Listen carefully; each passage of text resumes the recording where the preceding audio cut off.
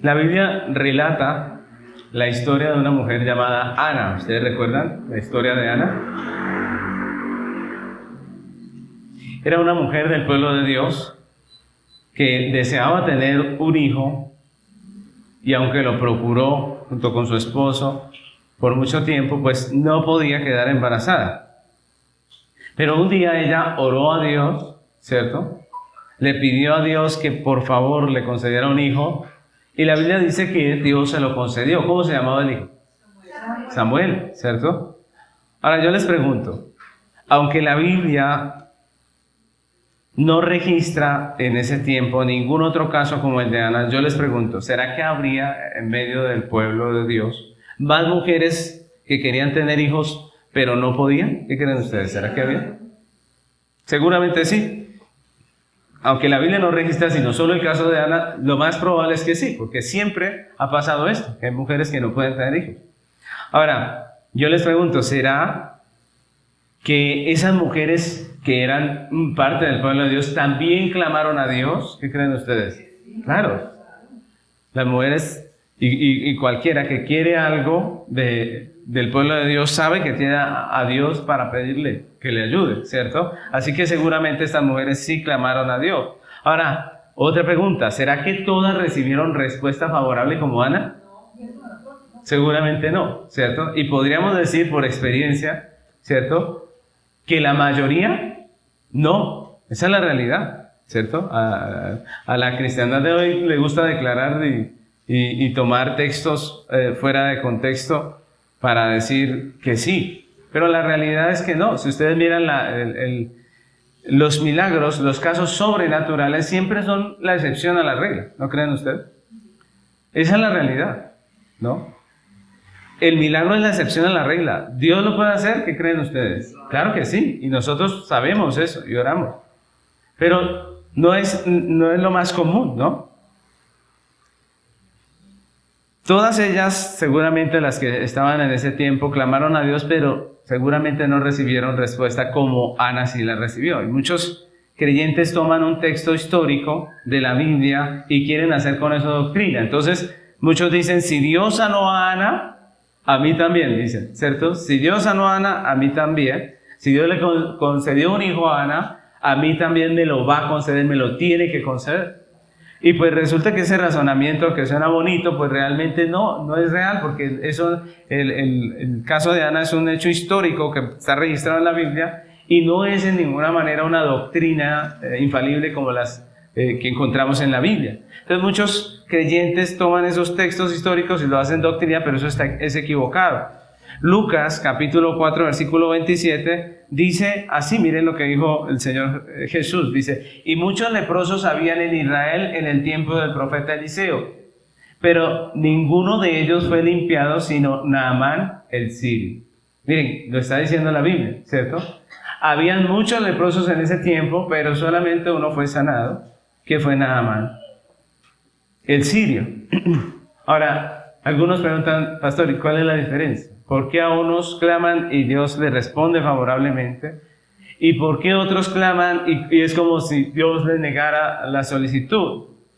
Pues el estudio que vamos a hacer hoy nos brinda respuestas acerca de esta y muchas otras preguntas que tenemos acerca de la oración y por qué a veces como que Dios no responde, ¿no? Entonces vamos a continuar hoy con esta serie expositiva de las epístolas del apóstol Pablo, de la epístola del apóstol Pablo a los Efesios, con un lema, que es Cristo, en Cristo, por Cristo y para Cristo.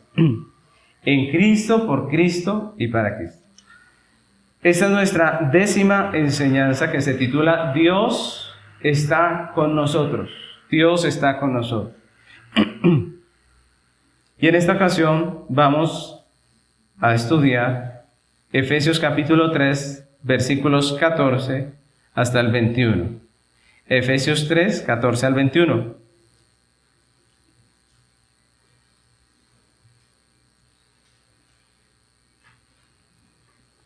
Y avanzamos en esta hermosa carta.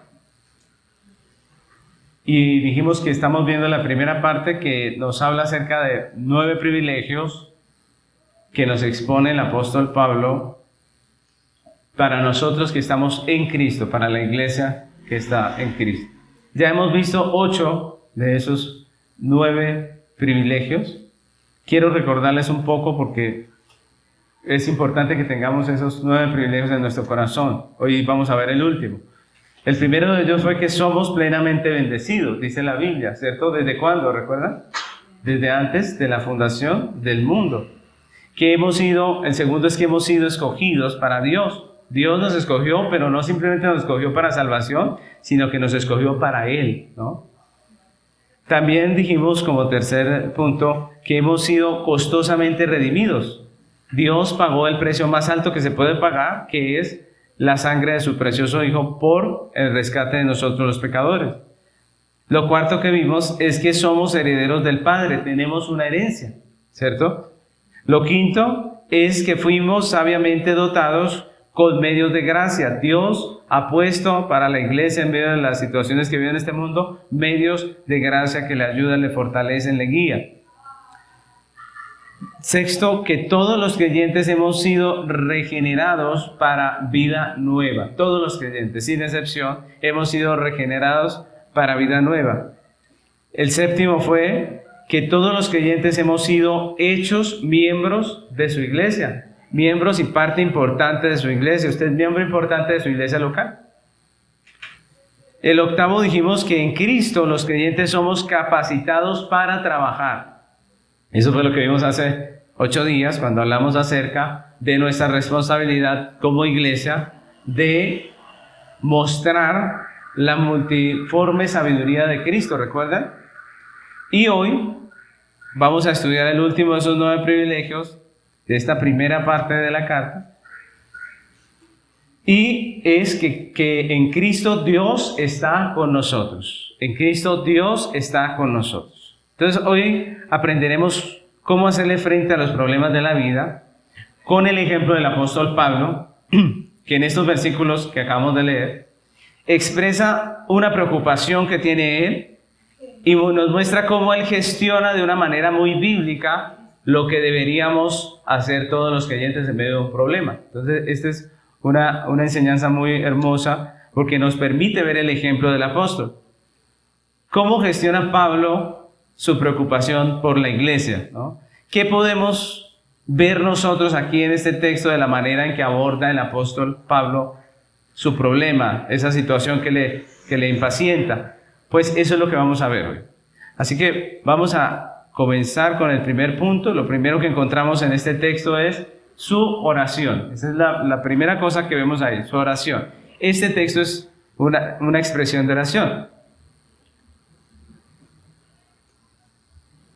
El apóstol continúa dirigiéndose a los gentiles. Recordemos que él está haciendo una enseñanza donde él muestra la relación que hay entre los gentiles y judíos. Eso es lo que viene hablando todo el tiempo el apóstol Pablo, y él continúa con ese tiempo de mostrarles a ellos que somos una sola iglesia en Cristo. Y en el versículo 14 comienza con las palabras por esta causa, ¿no? Él empieza diciendo por esta causa. Son las mismas que él había usado cuando empezó el capítulo, ¿no? En el versículo 1. Y que si ustedes notan la forma en que expresa ese capítulo 1, él quería empezar en el 1 hablando acerca de su oración, pero se ve como que en medio de su alabanza, porque él está alabando a Dios y exaltando al Señor, como que viene a interrumpirlo un pensamiento acerca de su ministerio frente a los gentiles, y es lo que vimos hace 8 días. Pero en el versículo 14 que retomamos hoy, él vuelve y comienza con esas palabras por esta causa. Y esa expresión por esta causa lo que hace es unir lo que él ya estaba diciendo a lo que va a empezar a decir. ¿Qué era lo que el apóstol estaba diciendo? Pues que la iglesia se compone de aquellos que creen en Cristo, tanto judíos como gentiles. Y que en Cristo la iglesia, por pura gracia, disfruta de unos privilegios que son los que hemos estado viendo a través de todo este tiempo, ¿no? Y por esa causa, por causa de la iglesia, de la realidad de la iglesia de Cristo es que el apóstol Pablo, como dice el texto, dobla sus rodillas. ¿Qué quiere decir cuando dice dobla sus rodillas? Que ora, ¿cierto? Que él clama a Dios, ora al Dios del cielo. Y esa era una preocupación fuerte en el corazón de Pablo. Esa era su preocupación. ¿Cuál? La iglesia de Cristo. Recordemos que el trabajo del apóstol Pablo era llegar a una región, predicar el evangelio, comenzar a hacer discípulos. Se quedaba algunos meses o años en aquella región enseñando la palabra del evangelio y después encargaba a uno de sus líderes, de las personas que trabajaban con él, de los pastores, de los ancianos que él tenía, lo encargaba de seguir adelante con la obra hasta que hubiese un gobierno local, ¿cierto? Unos ancianos, y él se iba, ¿cierto? Se iba a seguir su oficio. Y en ese oficio, imagínense, mis hermanos, cuántas variables se podrían dar, cuántos problemas podrían surgir en ese proceso, ¿no? Pablo estaba tratando de hacer iglesia. Yo les pregunto, ¿será que es fácil llevar varias iglesias al tiempo? ¿Será que es una cuestión sencilla? ¿No se presentarían problemas en medio del camino? Claro. Por eso las cartas están llenas de escritos y amonestaciones a la iglesia. Les pide que no se peleen, que no estén llenos de orgullo porque este es de Pablo, el otro es de Apolos, ¿cierto? Les llama a dejar el pecado, que habían pecados graves en medio de la comunidad. Y todas estas cosas eran la vida normal del apóstol. Y para un hombre que ama la obra del Señor, pues la preocupación por el bienestar de la iglesia está ahí, ¿cierto? Si uno no ama a la iglesia, pues sencillamente no le importa. Pero si realmente la ama, le importa. Siente en su corazón esa tristeza, ese dolor cuando algo pasa. Y él mismo lo expresa en 2 Corintios 11:28. Miren lo que dice ese texto. 2 Corintios 11:28. Dice el texto, 2 Corintios 11:28. Y además de otras cosas, lo que sobre mí se agolpa cada día, la preocupación por todas las iglesias. Miren cómo Pablo lo expresa. La preocupación por todas las iglesias. Ahora, ustedes saben que a mayor privilegio, mayor responsabilidad, ¿cierto? Imagínense ustedes la responsabilidad de este apóstol. ¿Cómo gestiona Pablo esa preocupación?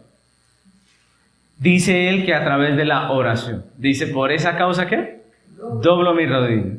Pablo ora a Dios porque, como él mismo dice en el texto, Dios es el Padre del Señor Jesucristo, del Redentor, del que toma nombre toda familia de la tierra. Y estas palabras nos hablan primeramente de la divinidad de Cristo, ¿cierto? Porque está diciendo que Dios es el Padre de nuestro Señor Jesucristo, pero también nos habla acerca de la iglesia, de un tema que ya nos había hablado antes, que es la adopción. Todos los creyentes tomamos nombre de Dios, ¿cierto? Todos nosotros hacemos parte de la misma familia, somos hijos de Dios y somos creyentes hermanos en Cristo, tanto judíos como gentiles. Todo creyente en Cristo de cualquier parte del mundo es hijo o hija de Dios. Así que esos discípulos a los que escribe Pablo, antes de ser discípulos de Pablo, eran hijos de Dios. Más que ser discípulos de Pablo, eran hijos de Dios. Pablo estaba haciendo lo que todo creyente hace cuando tiene un problema. ¿Qué hacemos? Cuando el creyente tiene una preocupación, una situación que no le deja tranquilo, algo que le llena de ansiedad, si conoce la Biblia, si ha leído la Escritura, pues él tiene la seguridad de que no está solo, que Dios está con él. Y por eso levanta su voz al Dios del cielo en oración. Primera de Pedro 5:7 dice, echando toda vuestra ansiedad sobre Él, porque Él tiene cuidado de vosotros. No estamos solos, mis hermanos. Dios es nuestro Señor y Él tiene cuidado de nosotros, como dice aquí el apóstol Pedro. Dejemos nuestra preocupación, nuestra ansiedad en su soberano poder. Miren que en la Biblia Los hombres de la Biblia no eran superhéroes. Hoy en día se hablan de los grandes hombres de la fe, pero ninguno fue superhéroe ni sobrenatural en sí mismo. La realidad es que todos los hombres de la Biblia temieron, se asustaron. Si ustedes miran a Elías, hablábamos hace 8 días de Elías que salió corriendo y se escondió y se fue al desierto. Y así vemos en la Biblia, podemos encontrar muchos que temieron, que estuvieron grandemente angustiados. Job, se habla mucho de Job porque soportó la prueba y todo esto, pero la realidad es que él quería morirse, literalmente, ¿cierto? La realidad es que él maldijo el día en que nació. Es decir, todos nosotros somos débiles. Estamos aquí ¿por qué? Por la gracia de Dios. Pero cada vez que nosotros estamos en debilidad, tenemos la conciencia de que tenemos un Dios que está con nosotros y podemos clamar a Él. Él dice, clama a mí, ¿cierto? Y estas palabras de Pablo dan testimonio de que en Cristo Dios está con nosotros como nuestro Padre. Y por eso nosotros en cualquier situación podemos levantar a Dios nuestra oración. Y sabemos que cuando clamamos a Él, Él nos oye. Y miren, yo quiero que ustedes van haciendo diferencia entre lo que sí es real y lo que no es real. Lo que sí es real es que todas las veces que la iglesia clama a Dios, Dios le oye. Siempre Dios le oye. No es cierto eso de que no me contestó. Lo que pasa es que Dios contesta de diferentes maneras. Pero si usted es parte del pueblo de Dios, Dios nos oye. Él escucha nuestras palabras y nos responde. Mateo capítulo 7, versículos 7 al 11. Dice la palabra del Señor, pedid y se os dará, buscad y hallaréis, llamad y se os abrirá, porque todo aquel que pide recibe, y el que busca halla, y al que llama se le abrirá. ¿Qué hombre de vosotros que si su hijo le pide pan, le dará una piedra? ¿O si le pide un pescado, le dará una serpiente? Pues si vosotros, siendo malos, sabéis dar buenas dádivas a vuestros hijos, cuánto más vuestro Padre que está en los cielos dará buenas cosas a los que le pidan. Es una pregunta, ¿no? Y este es un privilegio que nosotros tenemos, ¿no? Tenemos un Padre que escucha nuestra oración.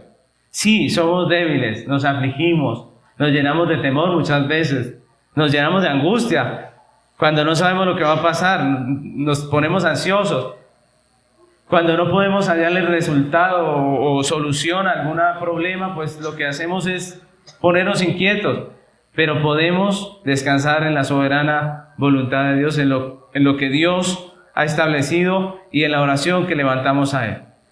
Dice, el salmista dijo, en la mañana me presentaré delante de ti, ¿y qué?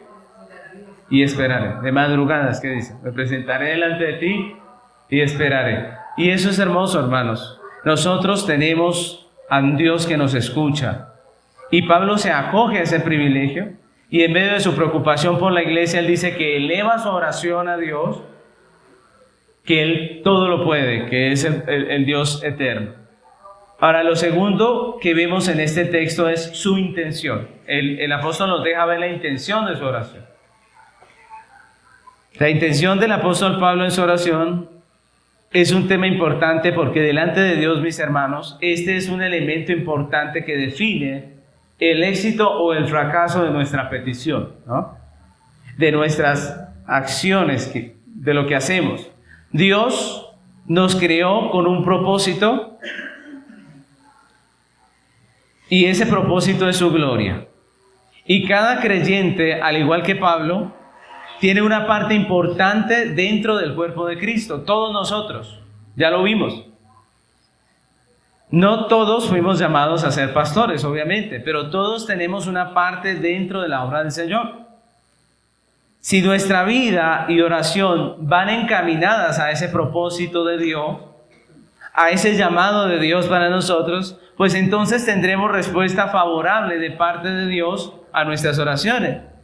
Pero si por el contrario nos dejamos apartar de ese propósito de Dios, ya sea por orgullo, por la corriente de este mundo, por la vanagloria de la vida o por cualquier motivo que nos dejemos apartar, pues al igual que Jonás, Dios no va a estar en favor de nuestros planes, sino en contra. y hará lo que sea necesario para traernos de vuelta al camino. Esa es la realidad. Ahora, si ustedes recuerdan la historia de Jonás, cuando él quiso apartarse, pues él sabía que estaba yendo en contra del propósito de Dios. Y él ni siquiera oró a Dios para que le bendijera en medio de su viaje. Él sabía que lo que estaba haciendo no era bueno, ¿cierto? Sin embargo, mis hermanos, y esto es algo lamentable, hoy en día muchos cristianos se dejan desviar por su vanidad, por su egoísmo, por el mundo, por toda esa idolatría que el mundo impone, porque es prácticamente una imposición.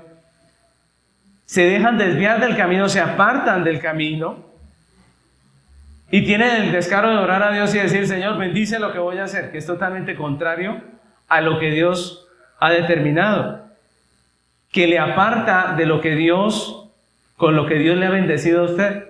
Y nosotros oramos y decimos: Señor, ayúdame a hacer esto, ¿cierto? Y eso es como un descaro, pero esa es la realidad. Ahora, en nuestro texto, ¿cuál es la intención del apóstol en su oración? ¿Cuál es la intención del apóstol? Y es interesante que Pablo no haga aquí una oración por sanidad, ¿no? O sea, miren, yo les invito a que analicen las oraciones de Pablo. Esta, por ejemplo, en esta no hay una petición de sanidad, ni tampoco ora por la prosperidad financiera de la iglesia, y ni siquiera ora por el crecimiento numérico de la congregación. Miren que nada de eso le preocupa. Entonces, ¿por qué ora el apóstol? Ora por tres cosas específicas que no solamente se alinean al propósito de Dios, sino que también conservan el enfoque trinitario de la carta, porque nombra al Padre, al Hijo y al Espíritu Santo. Y el texto nos habla de tres para, ¿no? Encontramos allí 3 veces la palabra para. Y estas palabras para nos indican los motivos de la oración del apóstol. ¿Cuál era el motivo? Ahí el texto nos lo muestra. Primeramente, el apóstol Pablo ora por fortaleza para la iglesia, pero no está hablando de fortaleza física, no está hablando de fortaleza emocional, sino de fortaleza espiritual. Y la palabra fortaleza dentro del texto original significa vigorizar. Pablo está pidiendo que Dios vigorice la iglesia. Y Dios, por medio de su Espíritu Santo, es que vigoriza al pueblo de Dios, es que le da poder. Quien lo llena de fortaleza, de poder, es el Espíritu Santo. Así que Pablo sabía que cualquier iglesia en una cultura tan idólatra, tan pagana y tan inmoral como la de Éfeso, pues necesitaba una constante fortaleza del Espíritu. Ustedes recuerden cómo era Éfeso. Recuerden que ahí estaba el templo de la diosa Diana, que la gente adoraba a la diosa Diana en un templo de prostitución, donde literalmente las sacerdotisas eran prostitutas. Ahora imagínense la tentación y el libertinaje que vivía esa ciudad. Y en medio de esa ciudad tan pagana, tan libertina, tan inmoral, pues obviamente la iglesia va a estar tentada al mal. Y Pablo sabe que la iglesia necesita fortaleza, y es por lo que ora. Dice: Señor, dale fortaleza a este pueblo. Ahora, yo les pregunto, con la idolatría, con el paganismo, la inmoralidad de nuestra cultura, con todas esas corrientes de pensamiento que son contrarias a la Biblia, con las leyes que cada vez más legitimizan el pecado, el libertinaje sexual, ¿será necesario que nosotros oremos por fortaleza para nuestra iglesia? ¿Qué creen ustedes? ¿Cierto que sí? Al igual que Pablo, deberíamos estar diciendo: Señor, fortalece el hombre interior de cada uno de los creyentes en la iglesia, guárdalos del pecado, del sistema de este mundo. Deberíamos orar por la fortaleza espiritual para los hogares de la congregación, para nuestros jóvenes, para nuestros niños, para los hombres y las mujeres. Además, si como vimos anteriormente, la iglesia es la encargada de dar a conocer la multiforme sabiduría de Dios en el Evangelio, el único que puede dar el poder y la fortaleza para hacerlo a la iglesia, ¿quién es? El Espíritu Santo. ¿Ustedes recuerdan Hechos capítulo 1, versículo 8? Dice la palabra, se lo leo, dice: pero recibiréis poder cuando haya venido sobre vosotros el Espíritu Santo, y me seréis testigos en Jerusalén, en toda Judea, en Samaria y hasta lo último de la tierra. es por el Espíritu Santo que la iglesia tiene poder para testificar. Así que Pablo en su oración está pidiendo esa fortaleza, que el Señor fortalezca a su iglesia para la labor que nos ha encomendado. Quiera el Señor fortalecernos para esto, en medio de tanto pecado, tanto paganismo. Ahora, lo segundo que pide allí en su oración es que habite Cristo en sus corazones, así dice el texto. Estamos viendo las intenciones, ¿no? Como segundo punto. ¿Cuáles son las intenciones? Las peticiones de Pablo, primero fortaleza, y ahora también está pidiendo que habite Cristo en sus corazones. Pero cualquiera diría, pastor, ¿por qué ora? Porque habite Cristo en el corazón de la iglesia.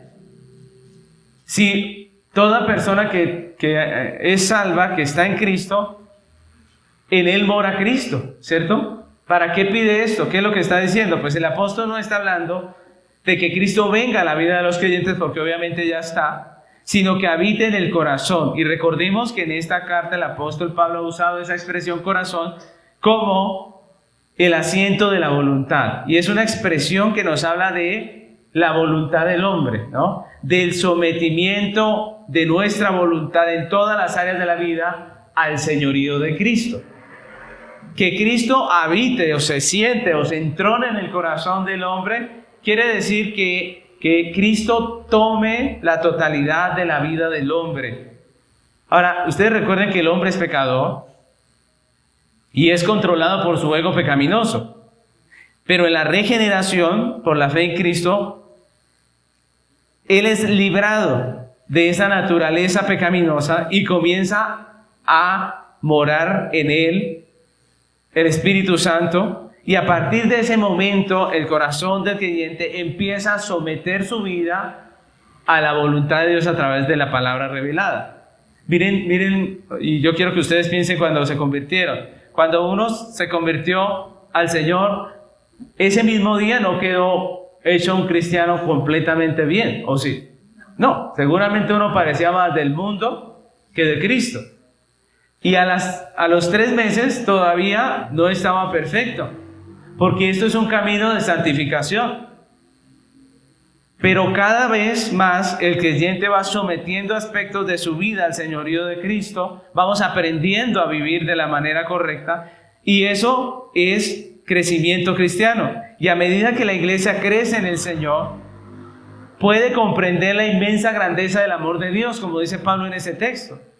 Pablo dice, para que puedan comprender. Cuando nos sometemos al señorío de Cristo, podemos comprender el amor de Dios, como dice el texto.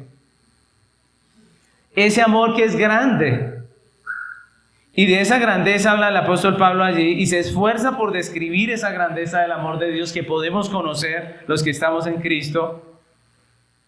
Se esfuerza con muchos recursos literarios, ¿no? Si nosotros leemos el versículo 18 y 19, Pablo nos habla de ese amor que podemos conocer cuando nos sometemos a Dios. Y se los quiero leer esos 2 versículos en la traducción, en la Nueva Traducción Viviente, para que lo entendamos mejor. Dice así: espero que puedan comprender, como corresponde a todo el pueblo de Dios, cuán ancho, cuán largo, cuán alto y cuán profundo es su amor. Es mi deseo que experimenten el amor de Cristo, aun cuando es demasiado grande para comprenderlo todo. Miren tan hermoso que lo dice, ¿no? Y algunos ven aquí 4 dimensiones del amor, ¿no?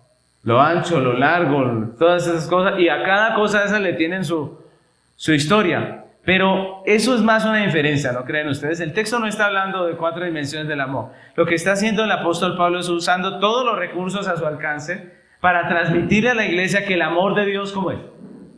Es inmenso, ¿cierto? Y que lo podemos disfrutar, lo podemos experimentar si nosotros como iglesia caminamos en sujeción a su voluntad, bajo el señorío de Cristo. Si Cristo está reinando en el corazón del creyente en todas las áreas, pues nosotros vamos a experimentar ese amor precioso. La iglesia redimida, sujeta a la voluntad y al señorío de Cristo, vive experimentando la grandeza del amor de Dios en el Evangelio. Y esa es una oración también muy importante para nosotros en la actualidad, que el Señor Jesucristo domine el corazón de su iglesia, ¿cierto? Porque muchas veces venimos a la iglesia, profesamos fe, cantamos al Señor, Ya somos bautizados y todo, pero nuestra vida no corresponde.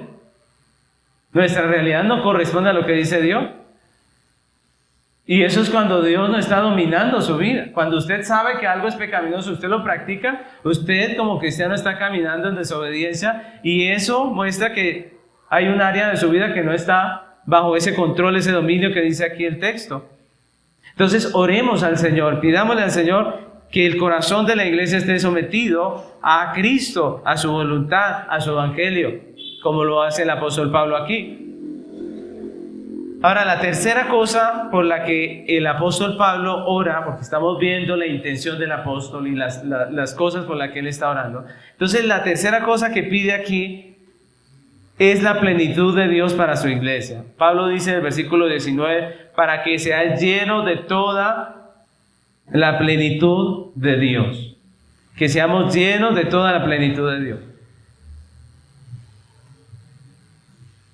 Entonces la fortaleza espiritual en el creyente provista por el Espíritu Santo, el señorío de Cristo en las diversas áreas del creyente y la comprensión del amor de Dios llenan la vida del creyente para que pueda disfrutar a plenitud de Dios, para que pueda disfrutar a plenitud del Dios que nos ha redimido, del Señor que nos ha salvado. Y qué oración tan apropiada para una iglesia como la de Éfeso, que se estaba dejando afectar por el sistema del mundo, ¿no? Qué oración tan apropiada para una iglesia que en el tiempo de Pablo dejó que el mundo entrara a su corazón, dejó que el sistema de este mundo le llenara de engaño. Y eso es importante, era importante para esa oración, para esa iglesia esta oración. Y quiera Dios, el Señor, también llenar a plenitud la iglesia de Dios en este tiempo, que también nos hemos dejado afectar por el mundo, ¿no creen ustedes? Miren, mis hermanos, desgraciadamente hoy en día el cristiano disfruta muchas más cosas en este mundo que la palabra de Dios. Es difícil que un cristiano tome la Biblia y estudie un texto entre semanas, esa es la realidad. Hemos tenido mejores tiempos como iglesia de Cristo. Este es un tiempo donde el mundo ha afectado mucho la vida del cristiano. El cristiano no tiene tiempo para leer la Biblia, pero sí para las redes sociales. No soporta el estudio bíblico, pero sí soporta muchas otras cosas con agrado. Y la realidad, mis hermanos, es que eso muestra algo que hay en nuestro corazón. Estoy hablando de la iglesia en general, y estoy hablando de la iglesia verdadera, no de la falsa. La realidad es que necesitamos orar a Dios por un despertar en la iglesia. Para que, como dice el apóstol Pablo, la iglesia sea llena de la plenitud de Dios. Ahora, las tres peticiones que manifiesta el apóstol aquí, pues muestran la intención del apóstol, que se alinea al propósito para el cual fue creado, para la función específica que Dios le había dado dentro del cuerpo de Cristo. Y este punto también es importante, mis hermanos. Ante nuestros problemas no solamente debemos orar, sino también debemos preguntarnos si nuestras intenciones se alinean o no al propósito y al llamado de Dios. Un cristiano terco y obstinado en su vanidad es como el mulo, dice la Biblia, que necesita ser guiado con cabestro, es decir, con dolor. ¿Sí saben cómo funciona el cabestro, no? Con dolor. Nuestros grandes fracasos vienen precisamente cuando nos dejamos desviar del propósito de Dios por la vanidad de este mundo y nos apartamos de su voluntad. Pero también nuestros grandes éxitos son resultados de aceptar nuestro llamado, de someternos a la voluntad de Dios y vivir conforme a su propósito. Y alguien podría preguntar, ¿cómo saber si estoy desviándome del propósito? La pregunta que debemos hacernos es, ¿para qué quiero eso que tanto procuro y por lo que estoy orando? ¿Para qué lo quiero? ¿Es realmente para la gloria de Dios o es para mi gloria? ¿Qué es lo que realmente me impulsa a hacer o a desear aquello por lo que oro para mi vida? ¿Qué me impulsa? ¿Es la palabra de Dios? ¿Dios me lo manda? ¿O es un capricho de mi corazón? ¿Es el capricho del corazón de otra persona? ¿Es la santa voluntad de Dios o es mi santa voluntad? ¿Cómo es la cosa? Porque la Biblia dice es que se haga su santa voluntad. La nuestra es pecaminosa.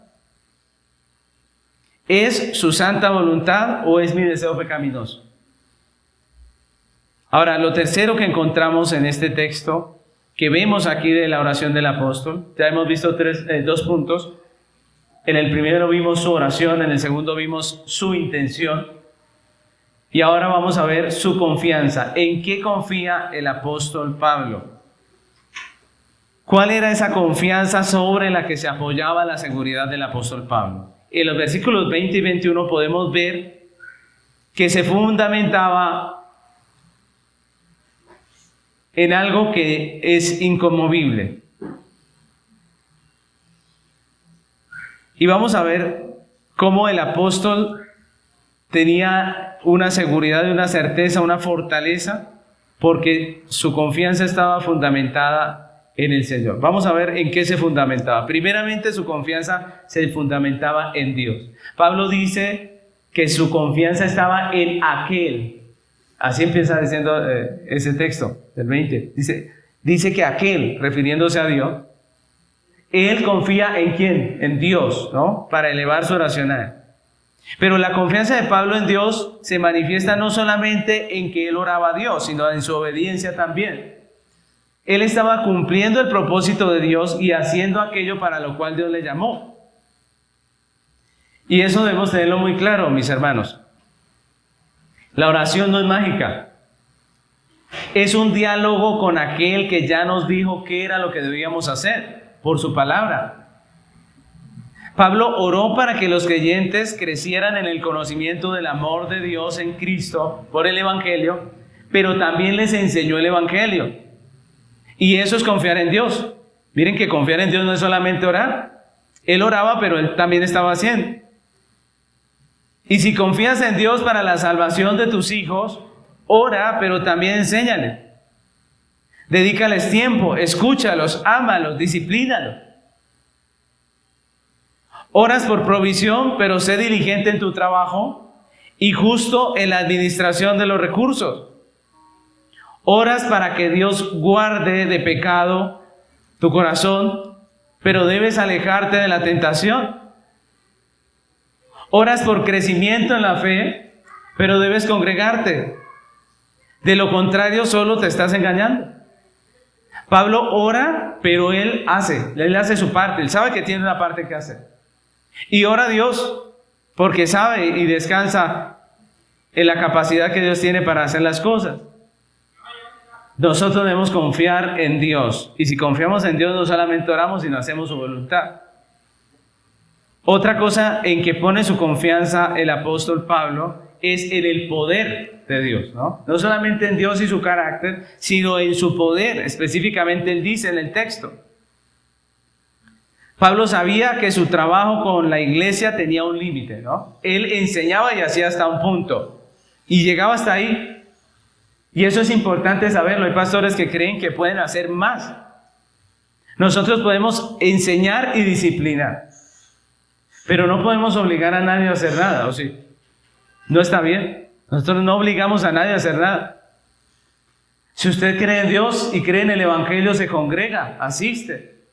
Si quiere ser disciplinado por la iglesia, usted es sincero, expresa su relación con Dios, su vida delante de Dios. Se somete. Pero nosotros no podemos obligar a la gente a hacer nada.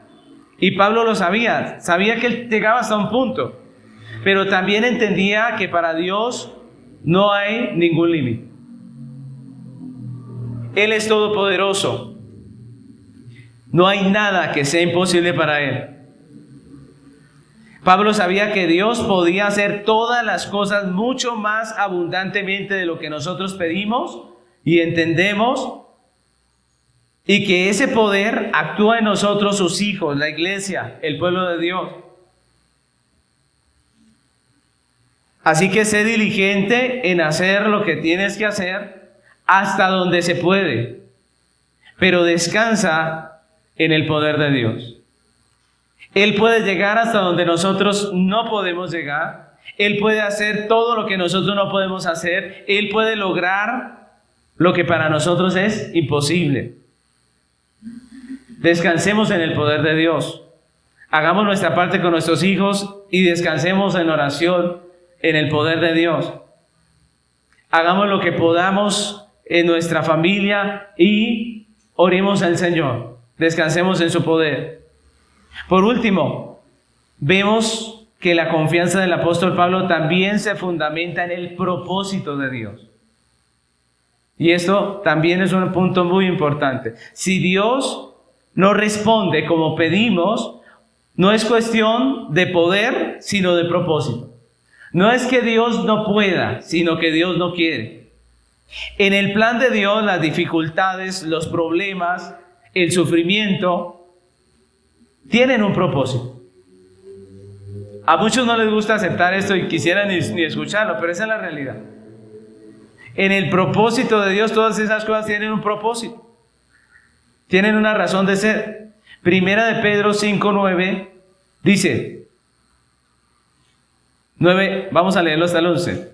Primera de Pedro 5, del 9 al 11 dice, al cual resistid firmes en la fe, sabiendo que los mismos padecimientos se van cumpliendo en vuestros hermanos en todo el mundo, mas el Dios de toda gracia que nos llamó a su gloria eterna en Jesucristo, después que hayáis padecido un poco de tiempo, Él mismo os perfeccione, afirme, fortalezca y establezca. A Él sea la gloria y el imperio por los siglos de los siglos. Amén. ¿Hace Dios algo en medio del sufrimiento? ¿Qué dicen ustedes? Después que hayáis padecido un poco de tiempo, ¿sabe? La iglesia moderna dice, pare de sufrir, venga a Cristo y pare de sufrir. Pero la Biblia no dice eso. La Biblia dice que en Cristo aún el sufrimiento tiene propósito. Dios obra, Dios nos fortalece, nos establece en medio de las circunstancias difíciles. Y hay muchas oraciones, mis hermanos, que Dios no va a contestar como quisiéramos nosotros. Hay muchas oraciones que Dios no va a contestar como quisiera, pero debemos confiar. Dios sabe lo que está haciendo. Dios sabe lo que está haciendo. Pablo termina con una expresión similar a la que usó el apóstol Pedro en el texto que acabamos de leer. En el versículo 21 de nuestro texto dice el apóstol Pablo, a Él sea la gloria en la iglesia en Cristo Jesús, por todas las edades, por los siglos de los siglos. Amén. Y este texto resume el propósito de Dios para cada uno de nosotros como creyentes. ¿Cuál es la razón por la que estamos aquí los creyentes? Para la gloria de Dios. El fin principal del hombre es la gloria de Dios. Y Pablo confía en Dios no solo para orar,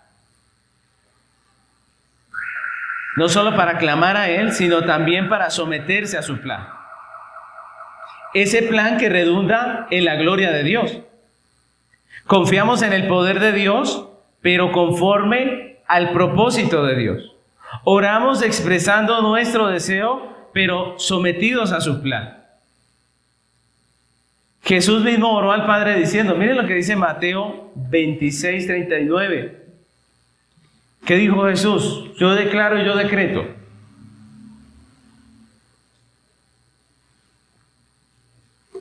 Digo, declaro que esto va a ser así. O reclamo la promesa y declaro que esto va a ser de esta manera. No.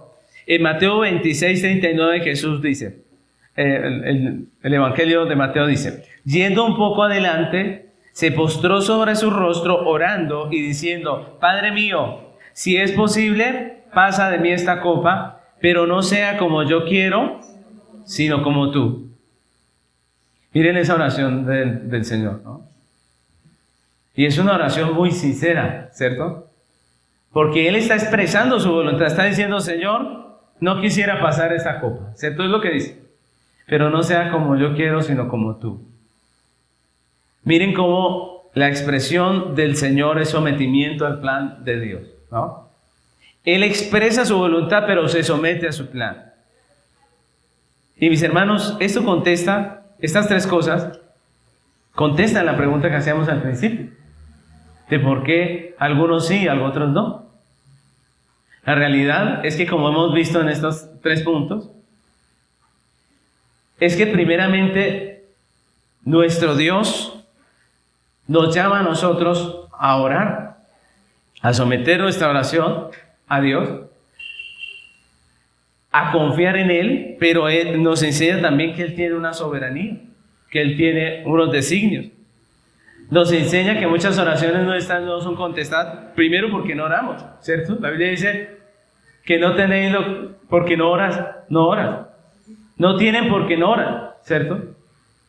Pero también dice, y si oran, lo hacen para gastar en sus propios deleites, lo que nos decía en el segundo punto. Nuestra intención es mala, es perversa, muchas veces. No está bien, o simplemente no se alinea a la voluntad de Dios. Y como dice aquí el apóstol Pablo al final en su texto, hay un propósito de Dios con todas las cosas. Miren, si Dios nos sanara de todas las enfermedades que sufrimos, pues ninguno moriría de una enfermedad. Y dentro del propósito de Dios está nuestra muerte, ¿o no? ¿Cierto? Tenemos que entender eso. Está nuestro crecimiento. Y nosotros somos tardos para oír, tardos para la palabra. Esa es la realidad. Nosotros somos tercos. Y a veces Dios tiene que enseñar de una manera muy didáctica, muy de experiencia. Y es la realidad. Entonces, todo esto tiene un propósito en Dios. Y miren, mis hermanos, no es tan confortable saber esto que estamos nosotros estudiando. Si uno dice, pero pastor, Dios, ¿es posible que Dios no me conteste mi oración favorablemente? No, lo que dice la Biblia es que Dios sí le contesta la oración, pero sabiamente, ¿no?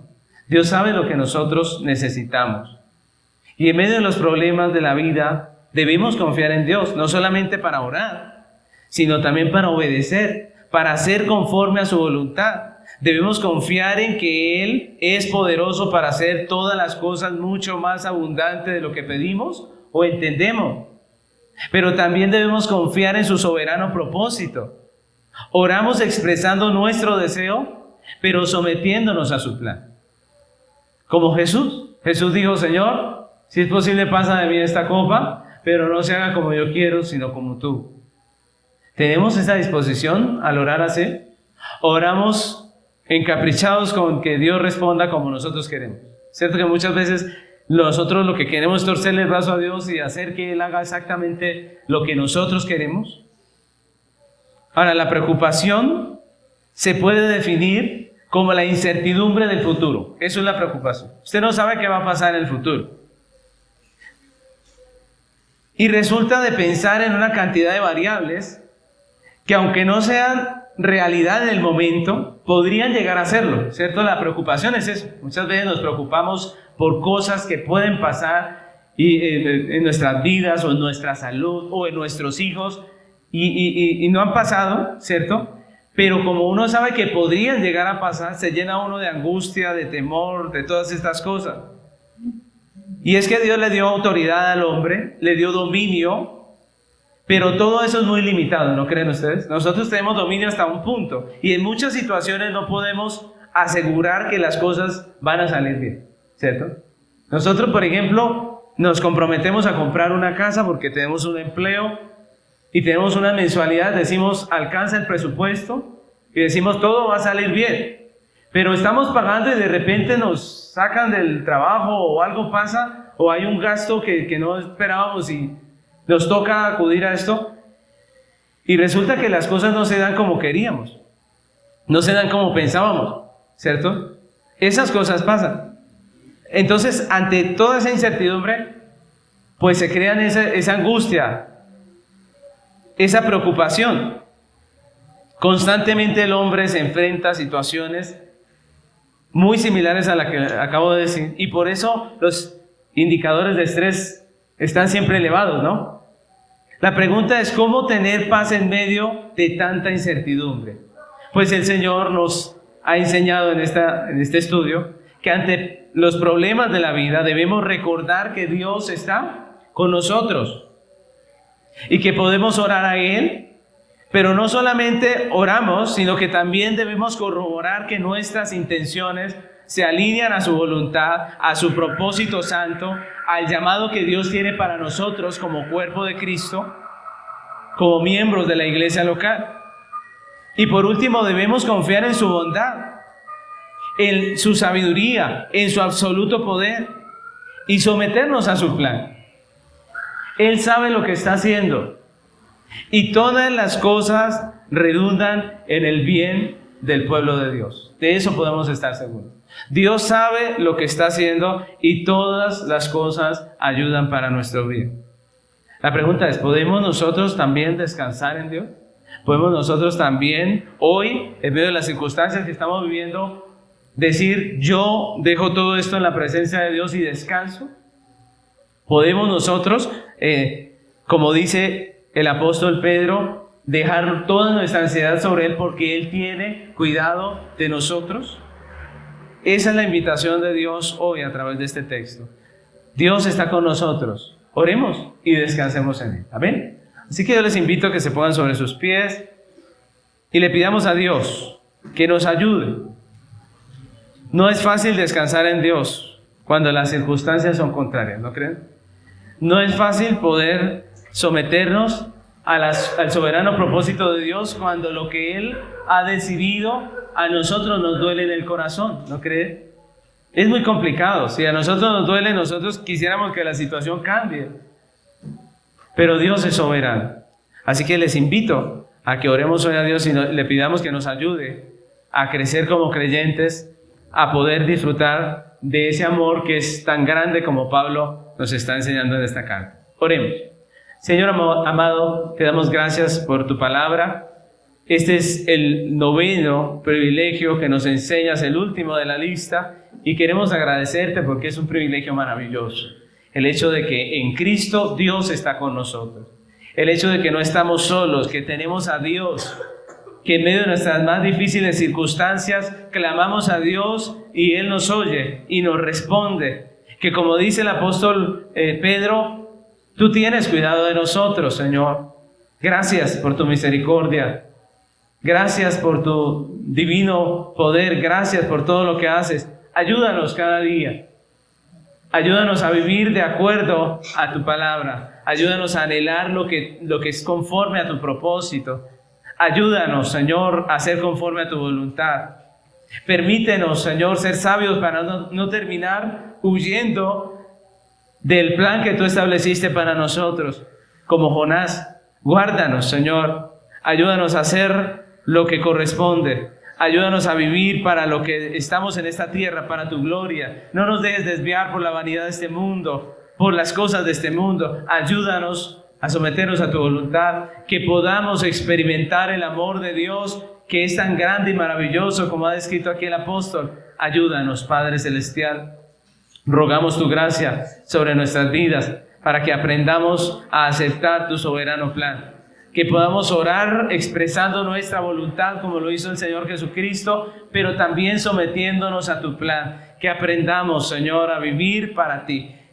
Ayúdanos, Padre Celestial, te lo pedimos. Guíanos en todas las cosas, porque tú eres Dios, porque tú eres el Señor, Padre. Oramos como Pablo, que tú nos permitas ver a tu iglesia llena de tu poder. Oramos, Señor, que el amor de Dios sea revelado en nuestros corazones, Señor. Oramos que seamos llenos de la plenitud de Dios. En el nombre de Cristo Jesús. Amén.